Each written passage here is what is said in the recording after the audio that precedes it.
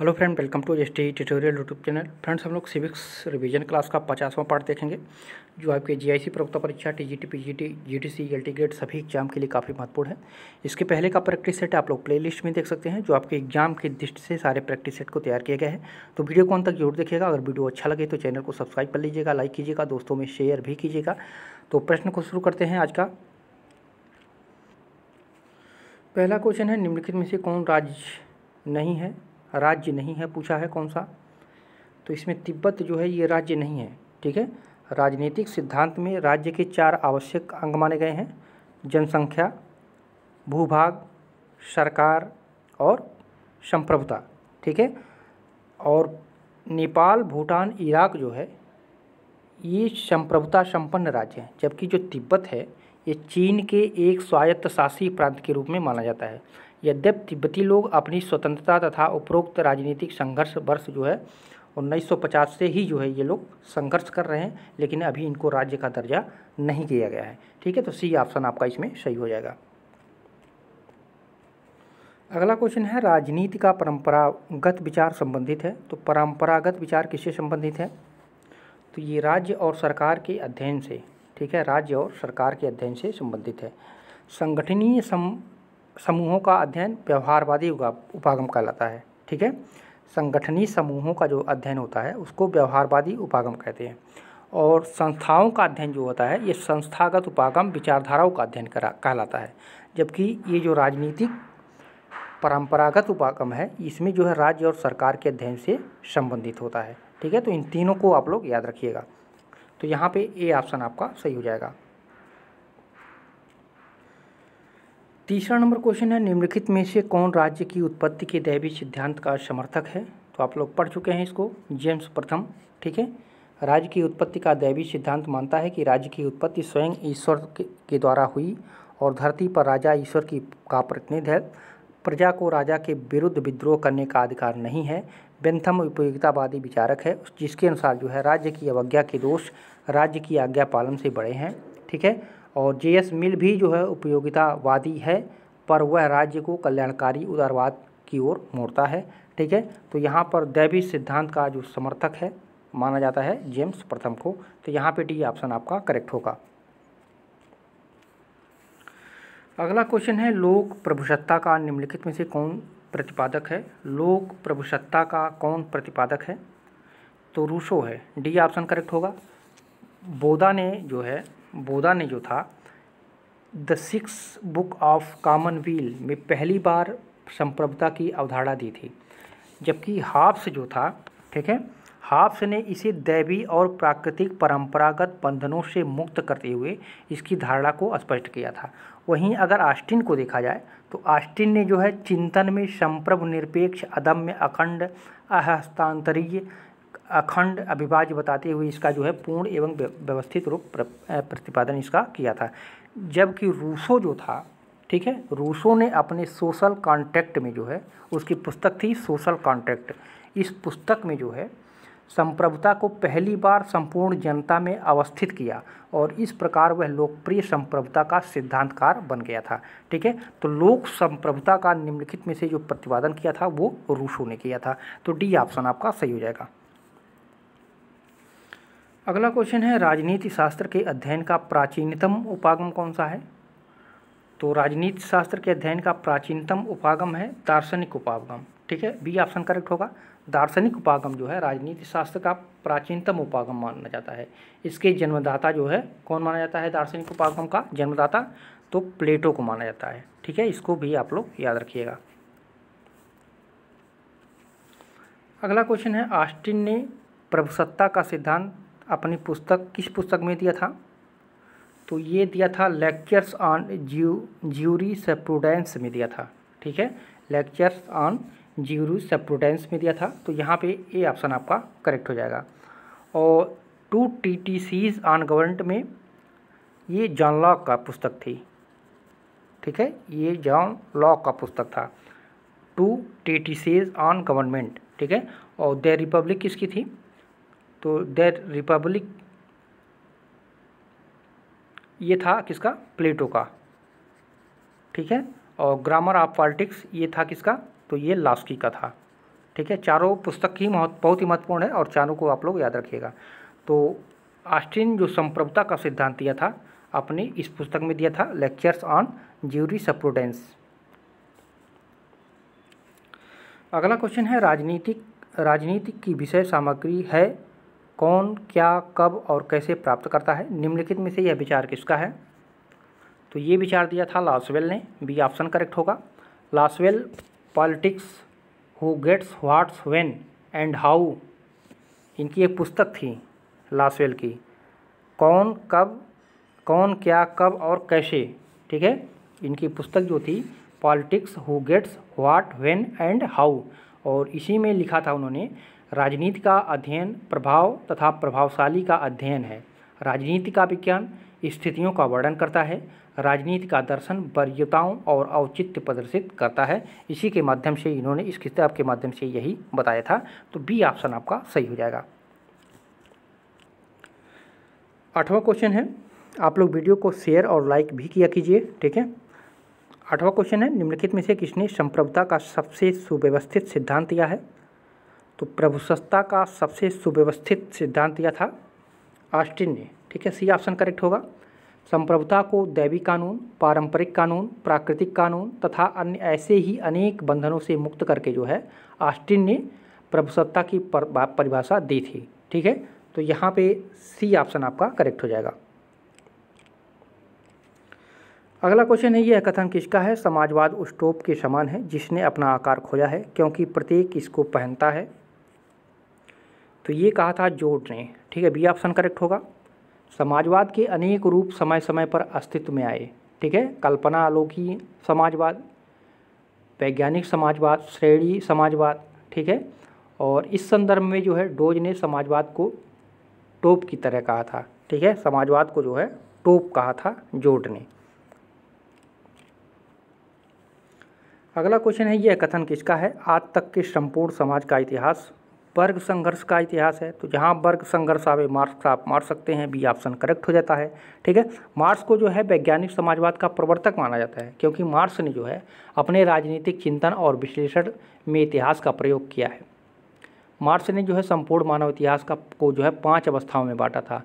आदिम साम्यवाद, कृषिदास, सामंत कृषक, पूंजीवाद, साम्यवाद की अवस्था में बांटा था, ठीक है। तो यहाँ पे बी ऑप्शन आपका सही हो जाएगा। अगला क्वेश्चन है, निम्न में से कौन सी घटना को समाजवाद के विकास में महत्वपूर्ण माना जाता है?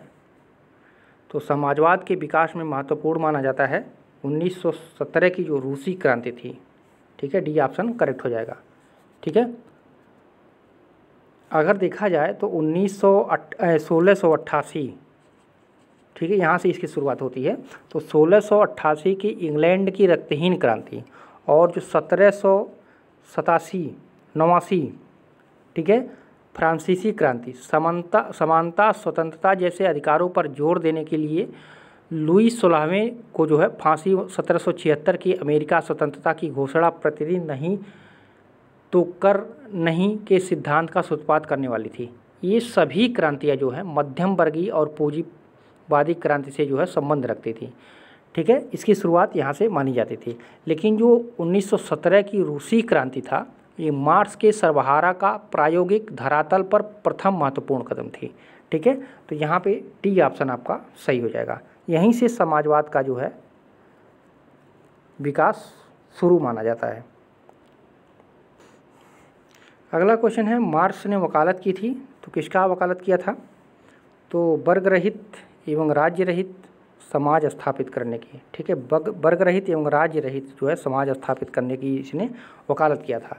मार्क्स के अनुसार जो है उत्पादन की शक्तियों के विकास के पुराने संबंध इन शक्तियों में संतुलन कायम नहीं रख पाते हैं। फलस्वरूप जो है पुरानी व्यवस्था की जगह नई व्यवस्था आकार लेती है। और कृषि दास, सामंत कृषक, पूंजीवाद, साम्यवाद, मार्क्स के अनुसार जो है साम्यवादी व्यवस्था में वर्ग संघर्ष समाप्त हो जाएंगे तथा केवल एक सर्वहारा वर्ग ही रह जाएगा, ठीक है। इसी का इसने जो है वकालत किया था। तो डी ऑप्शन सही हो जाएगा। अगला क्वेश्चन है, निम्नलिखित में से कौन सा प्रजातांत्रिक समाजवाद का तत्व नहीं है? प्रजातांत्रिक समाजवाद का तत्व नहीं है। तो ये क्रांतिकारी परिवर्तन जो है ये प्रजातांत्रिक समाजवाद का तत्व नहीं माना जाता है।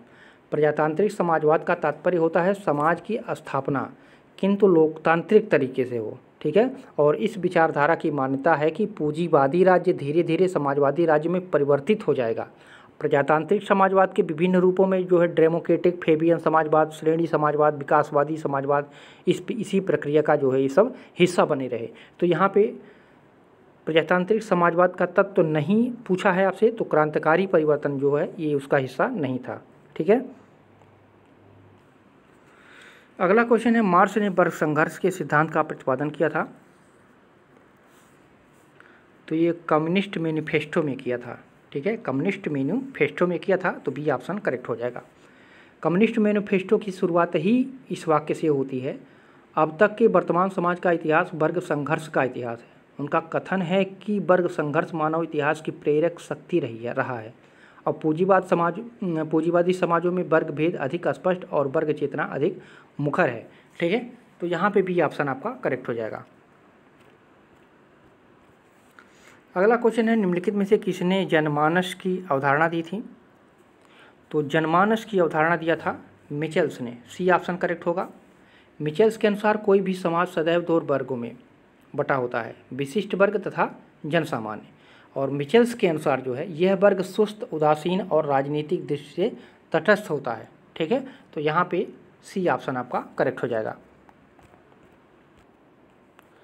अगला क्वेश्चन है, निम्नलिखित में से कौन दल रहित प्रजातंत्र का समर्थक था?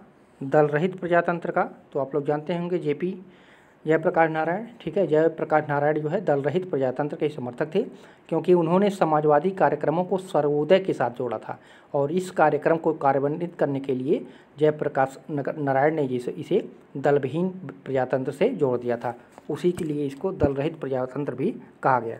तो यहाँ पे सी ऑप्शन करेक्ट हो जाएगा। अगला क्वेश्चन है, निम्नलिखित में से कौन सी बहस मूलक प्रजातंत्र का मुख्य विशेषता है? बहस मूलक प्रजातंत्र की मुख्य विशेषता है तो लोगों की प्रभावशाली सहभागिता ही क्या कहलाती है? बहस मूलक प्रजातंत्र कहलाती है। तो यहाँ पे डी ऑप्शन करेक्ट हो जाएगा।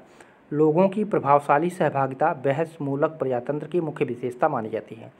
इस सिद्धांत के अनुसार जो है व्यक्ति की स्वायत्तता महत्वपूर्ण है। लोकतंत्र के दो प्रकार हैं, प्रतिक्रियात्मक लोकतंत्र तथा सत्तावादी लोकतंत्र। जहां प्रतिक्रियात्मक लोकतंत्र लोकतंत्र की प्रक्रिया, निर्वाचन, मताधिकार आदि पर जोर देता है, जबकि सत्तावादी लोकतंत्र जो है तात्विक परिणामों पर भी जोर देता है। तो उसी को क्या कहा जाता है? बहस मूलक प्रजातंत्र कहा जाता है, ठीक है। लोगों को प्रभावशाली सहभागिता हो, ठीक है। तो डी ऑप्शन इसमें सही हो जाएगा।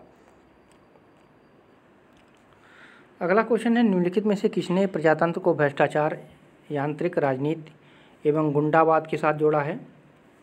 तो ये C.W. मिल्स ने, डी ऑप्शन करेक्ट होगा। C.W. मिल्स ने शक्ति अभिजन की अवधारणा दी थी और उनके अनुसार जो है समाज में एक खास वर्ग अपनी शक्ति सामर्थ्य के अनुसार विशिष्ट स्थिति को जो है प्राप्त कर लेता है, ठीक है। तो यहाँ पे डी ऑप्शन करेक्ट हो जाएगा। अगला क्वेश्चन है, यह कथन किसका है? मनुष्य स्वतंत्र पैदा होता है लेकिन प्रत्येक स्थान पर बंधन में है। तो ये कथन रूसो का था, ठीक है। सी ऑप्शन करेक्ट होगा। फ्रांस का महान अनुबंधनवादी विचारक था रूसो और उसने अपनी पुस्तक सोशल कॉन्ट्रैक्ट में कहा था कि व्यक्ति अपनी प्राकृतिक अवस्था में एक आनंददायक जीवन जीता था। वह सभ्य बर्बर था क्योंकि निजी संपत्ति का उदय नहीं हुआ था। धीरे धीरे यह अवस्था समाप्त हो गई और व्यक्ति समाज, परिवार, राज्य और कानून के बंधन में जकड़ गया है। इसलिए रूसो ने लिखा था, मनुष्य स्वतंत्र पैदा होता है लेकिन वह प्रत्येक स्थान पर बंधन में है। तो यहाँ पे सी ऑप्शन करेक्ट होगा। अगला क्वेश्चन है, निम्नलिखित में से किसका नाम अल्पतंत्र का लौह नियम के साथ जुड़ा है? अल्पतंत्र का लौह नियम के साथ जुड़ा हुआ है तो ये रॉबर्ट मिचेल्स का, ठीक है। ए ऑप्शन करेक्ट हो जाएगा। रॉबर्ट मिचेल्स के अनुसार जो है, चूँकि अधिकांश लोग स्वभाव से जड़, आलसी और दास वृत्ति वाले होते हैं, अतः कैसा भी लोकतांत्रिक संगठन अंततोगत्वा उसका नियंत्रण कुछ खास लोगों के हाथों में ही केंद्रित हो जाता है, जो अपनी क्षमता, योग्यता, शक्ति तथा प्रभाव में विशिष्ट होते हैं, ठीक है। तो यहाँ पे ए ऑप्शन आपका सही हो जाएगा। रॉबर्ट मिचेल से ही लौह नियम जो है ये जुड़ा हुआ है। अगला क्वेश्चन है, निम्नलिखित में से कौन सा राजनैतिक अधिकार नहीं है? राजनैतिक अधिकार नहीं है पूछा है तो कानून के समक्ष समानता का अधिकार, ये राजनैतिक अधिकार का नियम नहीं है, ठीक है। राजनैतिक स्वतंत्रता के अधिकार से तात्पर्य है लोगों की राज्य में बड़े से बड़ा सार्वजनिक पद प्राप्त करने के मार्ग में कोई बाधा न होना। इसके लिए उन्हें लोकतांत्रिक प्रक्रिया के प्रत्येक चरण में खुली भागीदारी करने की छूट प्राप्त हो, जैसे चुनाव लड़ने का अधिकार, मतदान करने का अधिकार, राजनीतिक दल बनाने का अधिकार। जबकि कानून के समक्ष समानता का अधिकार कानूनी अधिकार है, ये राजनीतिक अधिकार नहीं माना जाता है। तो यहाँ पे डी सी ऑप्शन आपका सही हो जाएगा। अगला क्वेश्चन है दबाव समूह किसकी भलाई के लिए कार्य करते हैं? तो आप लोग जानते होंगे केवल अपने ही सदस्यों की भलाई के लिए ये सब काम करते हैं। दबाव समूह की प्रमुख विशेषता अपने सदस्यों के हितों के लिए व्यवस्थित रूप से राजनीतिक व्यवस्था को प्रभावित करते हैं, परंतु ये राजनीतिक दलों की भांति चुनाव में भाग नहीं लेते हैं, ठीक है। और आमंड ने जो है दबाव समूहों के 4 प्रकार बताए थे। पहला था सास्थिक, ये भी प्रश्न पूछा गया है। दूसरा था प्रदर्शनात्मक, तीसरा था असाहचर्य और चौथा था साहचर्य, ठीक है। ये प्रश्न पूछा हुआ है। आमंड ने दबाव समूह के कितने प्रकार में बांटा है? 4 प्रकार में, ठीक है। और 3 दिया था, 1 नहीं था, ऐसा भी प्रश्न पूछा है, तो इम्पॉर्टेंट है, इसको याद रखिएगा। तो ये किसके लिए भलाई का कार्य करते हैं? तो केवल अपने ही सदस्यों के लिए करते हैं। तो यहाँ सी ऑप्शन इसका सही हो जाएगा। अगला क्वेश्चन है निम्नलिखित में से कौन सा नागरिक अधिकार नहीं है? नागरिक अधिकार नहीं है कौन सा? तो सार्वजनिक पद प्राप्त करने का अधिकार ये नागरिक अधिकार के अंतर्गत नहीं आता है, ठीक है। सार्वजनिक पद प्राप्त करने का अधिकार ये कैसा अधिकार है? तो ये राजनीतिक अधिकार है, इसको याद रखिएगा, राजनीतिक अधिकार है, ये नागरिक अधिकार नहीं है, ठीक है। और ये जीवन का अधिकार, भाषण का अधिकार, समानता का अधिकार ये कैसा है? तो ये नागरिक अधिकार में आ जाता है। अगला क्वेश्चन है निम्नलिखित में से कौन सा कार्ल मार्क्स का कथन नहीं है? तो राज्य का लोप हो जाएगा, ये है। एक वर्ग रहित एवं राज्य रहित समाज होगा, ये भी उसका कथन है। पूंजीवाद अपनी कब्र स्वयं खोदता है, ये भी है। वैश्वीकरण पूंजीवाद का दूसरा रूप है, ये इसका कथन नहीं है, ठीक है। तो यहाँ पे नहीं पूछा है, तो यहाँ पे डी ऑप्शन करेक्ट हो जाएगा, ठीक है। मार्क्स के चिंतन के अनुसार चूँकि पूंजीवादी व्यवस्था जो है प्रभुत्वशाली वर्ग के हितों के अनुसार काम करती है, अतः धीरे धीरे समाज के अन्य वर्ग निर्धन होते जाते हैं, जिससे जो है उनकी क्रय शक्ति घटती जाती है और पूंजीवाद में हो रहे अंधाधुंध उत्पादन को खरीदने वाला बाजार नहीं रह जाता है। तो इसलिए कहा जा सकता है कि ये तीनों उसके मार्क्स के कथन से संबंधित है, लेकिन ये चौथा जो आपका है ये मार्क्स के कथन से संबंधित नहीं है। अगला क्वेश्चन है, यह कथन किसका है कि साधन ही आखिर सब कुछ है, जैसा साधन होगा वैसा ही साध्य होगा, साध्य व साध्य के मध्य कोई विभाजन रेखा नहीं है। ये कथन किसका था? तो ये गांधी जी का कथन था, ठीक है। डी ऑप्शन करेक्ट होगा। गांधी जी जो है अनिवार्य रूप से मानते थे कि साध्य के साथ साथ साधनों की पवित्रता अनिवार्य है। अंततः हमारे जैसे साधन है वैसे ही परिणाम भी होगा। यह मैकियावेली के उस विचार के विपरीत है जिसके अनुसार जो है प्रिंस को सदैव साध्य पर नज़र रखनी चाहिए, साधन तो सदैव पवित्र समझे जाएंगे। गांधी जी की अवधारणा में नैतिकता विहीन राजनीति केवल व्यक्ति की ओर ले जाती है, उससे मनुष्य या मनुष्य समाज का कोई फायदा नहीं होने वाला है, ठीक है। तो ये कथन जो दिया था ये महात्मा गांधी द्वारा दिया गया था। डी ऑप्शन आपका सही हो जाएगा। अगला क्वेश्चन है, मार्क्स ने द्वंद्ववाद का सिद्धांत किससे लिया था? तो ये हीगल से लिया था। सी ऑप्शन करेक्ट होगा। मार्क्स ने अपने भौतिकवाद के सिद्धांतों को स्थापित करने के लिए हीगल का द्वंद्ववादी पद्धति का प्रयोग किया, परंतु भिन्न रूप में किया था। जहाँ हीगल के लिए जो है व्यक्ति की चेतना महत्वपूर्ण थी, वहीं पर मार्क्स के लिए जो है पदार्थ की प्रारंभिक अवस्था को बाद माना जाता था, ठीक है। तो लिया तो था इससे ही, लेकिन इसके विपरीत वो कार्य किया था। तो यहाँ पे सी ऑप्शन करेक्ट हो जाएगा। 27 नंबर क्वेश्चन है, राज्य व्यक्ति से पहले है, यह कथन किसका है? तो ये कथन है अरस्तू का। बी ऑप्शन करेक्ट होगा। अरस्तू की प्रसिद्ध पुस्तक थी पॉलिटिक्स, और उसके प्रथम भाग में जो है राज्य के स्वरूप, उत्पत्ति और उद्देश्य पर विचार किया गया है, और इसमें उसने यह सिद्ध किया है कि राज्य व्यक्ति के लिए आवश्यक भी है और स्वाभाविक भी है। राज्य के स्वाभाविक विकास पर विचार करते हुए अरस्तु ने लिखा है कि अकेला मनुष्य अपूर्ण है। मनुष्य जीवन के निरंतर प्रवाह को कायम रखने के लिए पुरुष और स्त्री का संयोग होता है और उनकी सेवा के लिए दास रखे जाते हैं। ठीक है, तो ये कहा था कि राज्य व्यक्ति से पहले है, अरस्तु ने कहा था। बी ऑप्शन सही हो जाएगा। 28 नंबर क्वेश्चन है, मूल्यों का आधिकारिक विभाजन राजनीति की यह परिभाषा निम्नलिखित में से किसने दी है? तो ये दिया था डेविड ईस्टन ने। सी ऑप्शन करेक्ट होगा। ठीक है, व्यवहारवादी सिद्धांतकार डेविड ईस्टन ने 1953 में political system and inquiry in the state of political science, इनकी एक पुस्तक थी, इसमें दिया था। राजनीति प्रणाली का विवरण देते हुए उन्होंने कहा था कि राजनीति प्रणाली किसी समाज के अंदर उन अंतःक्रियाओं की प्रणाली को कहते हैं जिसके माध्यम से अनिवार्य या आधिकारिक आवंटन किए जाते हैं। ठीक है, तो यहाँ पे सी ऑप्शन करेक्ट हो जाएगा। इनकी पुस्तक जो ये है political system and inquiry in the state of political science, इसको याद रखिएगा, ये पूछा हुआ पुस्तक है। तो यहाँ पे सी ऑप्शन करेक्ट हो जाएगा। अगला क्वेश्चन है, यह कथन किसका है कि प्राकृतिक अवस्था में जीवन एकाकी, दरिद्र, अपवित्र, असभ्य और क्षणिक था? तो ये हॉब्स का कथन था। ए ऑप्शन करेक्ट होगा। ठीक है, हॉब्स ने कहा था प्राकृतिक दशा में किसी के लिए कुछ भी निश्चित नहीं होता। इसमें जो है न्यायपूर्ण और अन्यायपूर्ण की धारणाओं के लिए कोई स्थान नहीं होता। प्रत्येक मनुष्य को प्रत्येक वस्तु पर अक्षरशः अधिकार होता है, परंतु सामाजिक और कानूनी मान्यता के अभाव में ये अधिकार निरर्थक हो जाते हैं और जिसकी लाठी उसकी भैंस वाला नियम चरितार्थ होने लगता है। ऐसी घोर अवस्था में जो है प्रत्येक मनुष्य भय से जो है त्रस्त रहता है। तो यहाँ पे ए ऑप्शन आपका सही हो जाएगा।